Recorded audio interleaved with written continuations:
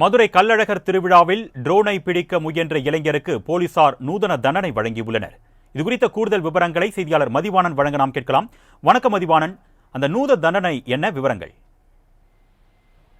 உலக பிரசித்தி பெற்ற சித்திரை திருவிழா என்பது மதுரையில் தொடங்கி கிட்டத்தட்ட 12-13 நாட்களை கடந்து வெகு விமர்சையாக நடைபெற்று வருகிறது. ஒவ்வொரு நாளும் லட்சக்கணக்கான பக்தர்கள் கலந்து கொண்டு சாமி தரிசனம் பெற்று வருகின்றனர்.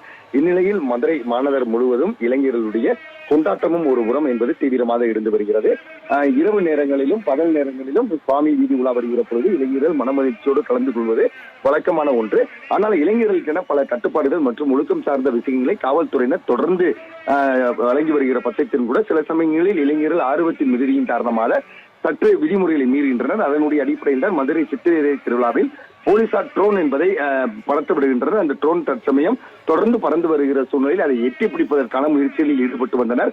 ஆனால் அது சட்டப்படி குற்றமான ஒன்று. அந்த ட்ரோன்கள் யார் யார் என்னென்ன விதமான செயல்களில் ஈடுபடுகிறார்கள், யாரேனும் குற்றவாளிகள் இருந்து வருகிறார்களா போன்ற பல்வேறு விஷயங்களை கண்டுபிடிப்பதற்காக அந்த பறக்கும் கேமரா என்பது வைக்கப்பட்டிருக்கிறது. இருப்பினும் அதை பிடிப்பதற்கு வெகு விமர்சையாக தொடர்ந்து போராடி வந்த சூழ்நிலையை காவல்துறையினர் அந்த இளைஞர்களை பிடித்து நூதன தண்டனை என்பதை வழங்கியிருக்கிறார். அதனுடைய அடிப்படையில் பார்த்தோமானால் அப்போது அந்த பாதுகாப்பில் இருந்த காவல்துறை இதை கண்டு அந்த 5 இளைஞர்களையும் நூதன முறையில் தவளை மாதிரி தவழ்ந்து செல்ல தண்டனை கொடுத்தார்.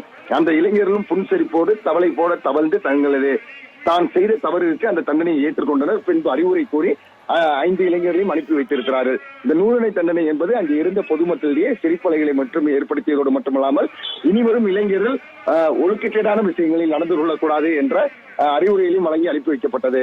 அருண், கூடுதல் விவரங்களுக்கு நன்றி மதிவாணன்.